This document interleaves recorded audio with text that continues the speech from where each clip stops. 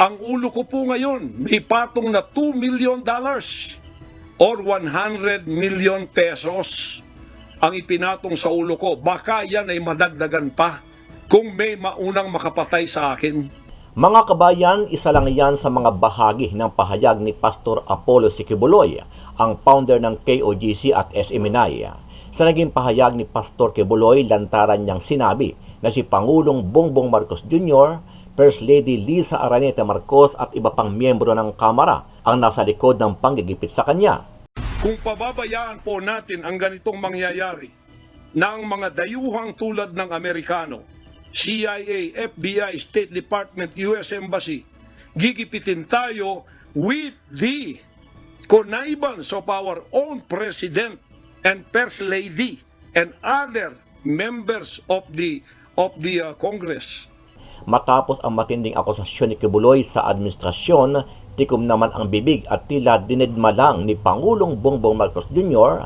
ang media nang tanungin siya kung anong reaksyon sa mga naging pahayag ni Pastor Kibuloy. President, any reaction po kay Kibuloy? Mr. President, any reaction po kay Kibuloy? Nanindigan si Pastor Kibuloy na pwede siyang ipaaresto at ipaligpit anumang oras kung saan ay ipinaliwanag niya ang ibig sabihin ng rendition. Matatandaan na nagbigay na ng warning at paalala si Senadora Risa Hontiveros dito kay Kibuloy na ipapaaresto siya at ipapakulong kung hindi pa rin siya sisipot sa pangalawang pagdinig na isasagawa ng Senado. Ang rendition, ang ibig sabihin po, anumang oras pwede lang pasukin ang aking compound at ako ay kidnapin. It's not only rendition but also elimination. If it is possible, pwede nila akong i-assassinate. Dahil dito sinabi ni Kibuloy na natatakot na siya at ang kanyang pamilya dahil araw at gabi ay may nagsusurveillance sa kanyang mga compound.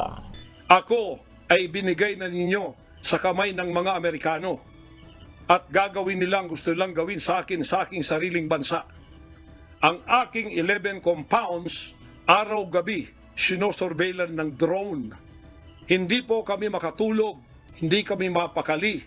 Ano ang masasabi mo dito, kabayan? Kung ikaw ang tatanungin, naniniwala ka ba sa mga naging pahayag ni Pastor Kibuloy, kaugnay sa di umano ay si PBBM ang nasa likod ng panggigipit sa kanya? Sama-sama nating panuorin ang buong video at pakicomment nyo po ang inyong mga reaksyon at sariling opinyon.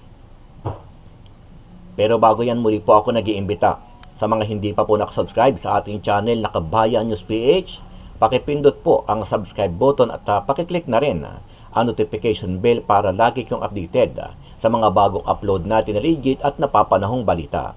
Maraming pong salamat. Seryoso ang naging akusasyon ni Apollo Kibuloy laban kina Pangulong Ferdinand Marcos Jr., First Lady Lisa Araneta Marcos at ilang miyembro umano ng Kongreso. Ayon sa kinikilalang leader ng isang religious group, nakipagsabuatan umano ang Pangulo at unang ginang para ibigay siya at gipitin ng Estados Unidos. Kung pababayaan po natin ang ganitong mangyayari ng mga dayuhang tulad ng Amerikano, CIA, FBI, State Department, US Embassy, gigipitin tayo with the connivance of our own President and First Lady and other members of the Congress. Mayroon anya siyang natanggap na impormasyon mula sa mapagkakatiwalaang sources na hindi na extradition kundi rendition ang gagawin para siya ay makuha ng US government. Binigyang diin pa nito, bukod sa siya ay dudukutin ay maaari na siyang papatayin. Ang rendition, ang ibig sabihin po, anumang oras pwede lang pasukin ang aking compound at ako ay kidnapin. It's not only rendition but also elimination. If it is possible, pwede nila akong i-assassinate. So, nandun po sa dalawang yun, kidnapping or assassination. Ang inaalala pa niya nito, kasama rin sa impormasyong nakarating sa kanya, natataniman umano sila ng iligal na droga at maging pampasabog. Ako ay binigay na ninyo sa kamay ng mga Amerikano at gagawin nilang gusto nilang gawin sa akin sa aking sariling bansa.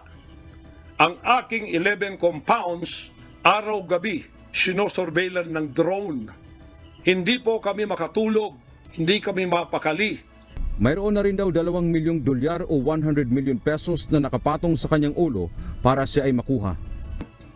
At ang reliable sources dumating sa akin, ang ulo ko po ngayon may patong na $2 million or 100 million pesos ang ipinatong sa ulo ko. Baka yan ay madagdagan pa kung may maunang makapatay sa akin. Walang binanggit si Kibuloy kung nasaan siya partikular ngayon. Bagamat una nang sinabi ng Bureau of Immigration o BI na hindi pa ito nakakalabas ng bansa. Sa isang pahayag, kinumpirma ng tagapagsalita ng Embahada ng Estados Unidos na kasama sa most wanted list ng US Federal Bureau of Investigation o FBI si Kibuloy dahil sa umano'y mga paglabag sa karapatang pantao kabilang ang panggagahasa sa mga minor de edad. Samantala, nang kuna ng reaksyon si Pangulong Marcos Jr. hinggil sa mga pahayag ni Kibuloy, walang binigay na sagot ang presidente. President, any reaction po kay Kibuloy? Mr. President, any reaction po kay Kibuloy? Si Kibuloy ay wanted sa Amerika dahil sa iba't ibang kaso tulad ng conspiracy to engage in sex trafficking of children at iba pa. Pakinggan natin ulit itong sinabi ni Pastor Kibuloy about sa rendition. Kasi mukhang tinatrabaho na ng mga mainstream media, no? Yung pag-discredit kay Pastor Kibuloy. Kasabwat ng ating gobyerno, ng Pangulong Marcos at ng First Lady at kung sino pa man ang nasa gobyerno, ako ay rendition ng kanilang gagawin.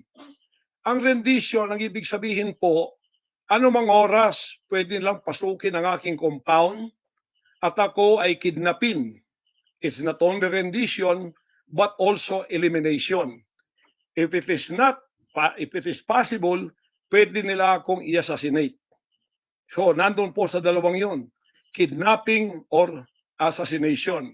Killing talaga, murder. Yun po ang dumating na balita sa akin ngayon from reliable sources. Kaya, mula 2018, alam na po namin na may gagawin sila. Hindi lang namin alam kung paano sapagkat ang hinihintay namin ay extradition sapagkat yun ang treaty natin. Ngayon, ito pong gagawin nila dahil hindi na sila dadaan doon ay illegal. Kidnapping or elimination or assassination. Illegal, ba sa atang sariling bansa? Christ Pastor Apollo Kibuloy na naririnig natin paminsan-minsan, lalo na po sa mga pelikula. Ito po yung katagang rendition. Sa kanyang pahayag sa social media, paulit-ulit na ginamit ni Kibuloy ang katagang rendition. Pero sa kanyang paggamit, tila nalilito si Pastor Kibuloy sa tunay na ibig sabihin ng rendition. Okay, so parang gusto niyang i-discredit dito si Pastor Kibuloy. Actually, sa totoo lang, Mr. Ed Lingao, no, ako'y believe doon sa mga explanations mo, especially kapag merong mga clarifications or definitions or parang ganito ba. Pero dito, lumalabas na kung hindi ka sumablay, lumalabas na merong kamay na kumukumpas sa'yo. Kasi gusto mong i-discredit, gusto mong ipakita na bobo itong si Pastor Kibuloy. Tuloy natin. Ang rendition po ay hindi po pagpatay or assassination gaya ng kanyang kinakatakot. Hindi naman yan eh. Bakit? Hindi naman niya sinabi na assassination lang, hindi ba? Maraming mga options doon. Ang pinaka-key doon na sinabi niya is illegal, tapos yung kidnapping.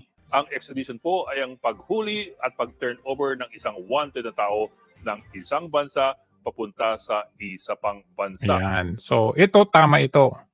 Tama itong sinabi mo. Isang example ng rendition is, yes, extradition, which is yun yung inaantay ni Pastor Kibuloy. Right? Pero never yan nangyari since 2018 ba yun? Hindi never nangyari hanggang ngayon. Walang extradition request. Iba't ibang uri ang rendition. Meron pong rendition o turnover na napagkasunduan ng dalawang bansa. Ayun ay ano yun? More on extradition yun. Diba? Pag forcible Wala nga dyan ay ang extradition na pinapayagan ng mga international treaties gaya po ng extradition treaty ng US at ng Pilipinas. Pero meron ding sapilitan na sapilitan. rendition o yung walang paalam Okay. mula sa host country. Ayan. Ang So, pinakakilalang dyan napapasok. example niyan ay ang kaso ng Nazi war criminal na si Adolf Eichmann. Oh, in-example mo naman pala yan yung exact definition ng rendition na ibig sabihin ni Pastor Kibuloy. Ngayon, sino nalilito? Sabi mo nalilito si Kibuloy. Hindi alam ng Argentina. Pero meron pang isa pang klase ng Oh, rendition na naging ito yung ibig sabihin ni Pastor Kibuloy. Kaya huwag mong sabihin nalilito siya. Hindi sinabi ni Pastor Kibuloy na ang definition ng rendition ay assassination, okay? Assassination alone. Kundi ito yon. Ito na yung sinasabi mo ngayon. kung tama man ang binulong kay Pastor Apollo Kibuloy ng tinatawag niyang kanyang mga reliable sources, baka hindi nila naiintindihan gaano Hindi nila naintindihan? So gusto mong i-discredit sila? Mga bobo sila, ganun. kung ano ang ibig sabihin talaga ng rendition. Dahil kahit ang extraordinary rendition ay hindi pa rin katumbas ng liquidation. Oh, paano hindi? Illegal nga di ba? Anything can happen dyan sa extraordinary rendition. Para mas maintindihan natin, sumangguni naman tayo sa Wikipedia.